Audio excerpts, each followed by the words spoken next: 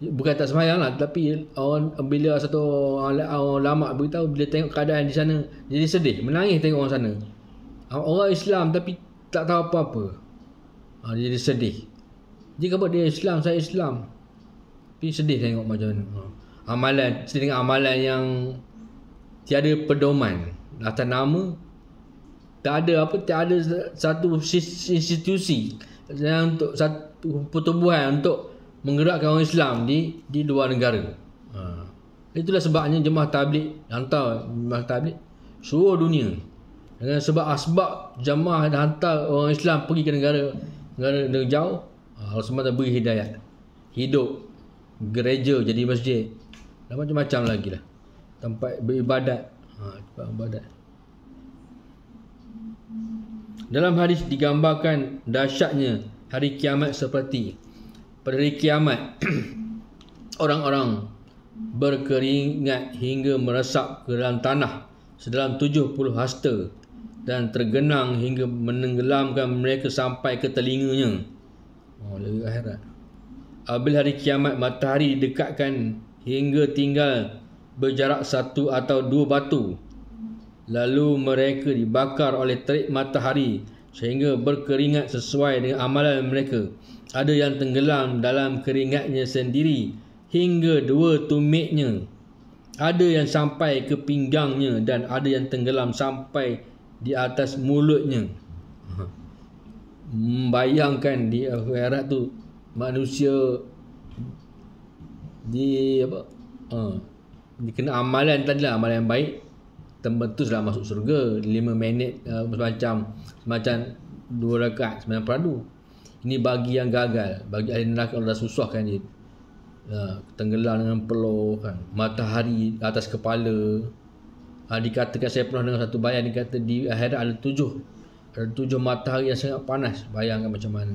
Kalau ada satu biji matahari, kita dah tak tertanggung dia punya dahsyat, betapa penyiksaan di akhirat. Macam mana kita nak lepas? Yalah, insya-Allah lah kalau orang Islam mungkin dah tak ada seksa macam tu. Orang Islam cuma rasa betapa lamanya di akhirat. Orang Islam berapa lama bisa nak.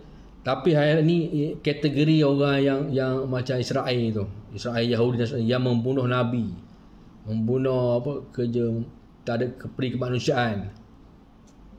Orang yang berjudi, orang yang berzina, tak bertaubat, orang yang tak bertaubat. Macam tu. Orang kafir yang membunuh siapa yang tu yang nak bunuh Nabi. Yang nak bunuh Nabi. Ubay bin Khalaf. Fir'aun, pengikut Fir'aun, tentera Haman, orang kafir berzaman dulu. Yang apa?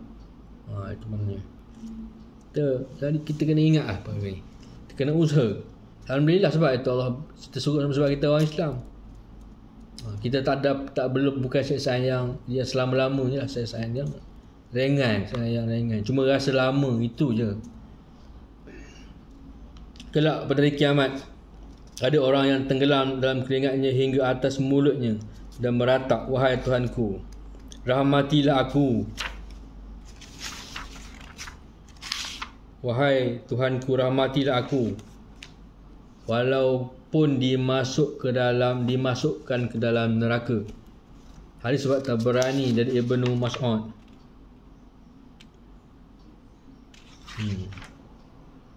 Dia minta rahmat pada Subhanahu Taala.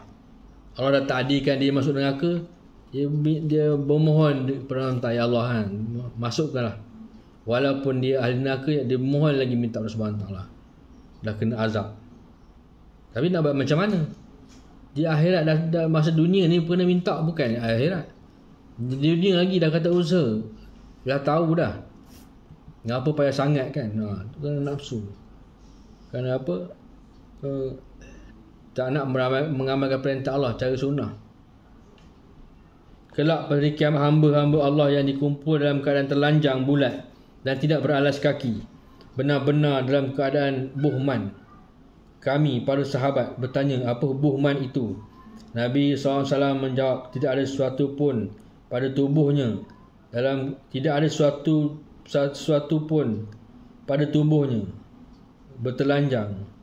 Dalam keadaan itulah mereka mendengar suara panggilan yang dapat didengari oleh orang-orang yang jauh dan dekat. Akulah Dayyan, akulah Raja. Allah beritahu bila nanti orang akan dengar dari jauh, yang dekat orang dengar, yang jauh dengar. Akulah Dayyan. Akulah Raja. Allah berkata-kata. Tidak selayaknya ahli neraka masuk neraka selama masih mempunyai hak pada ahli syurga sebelum aku selesaikan haknya, dan tidak selayaknya ahli syurga masuk syurga selama ahli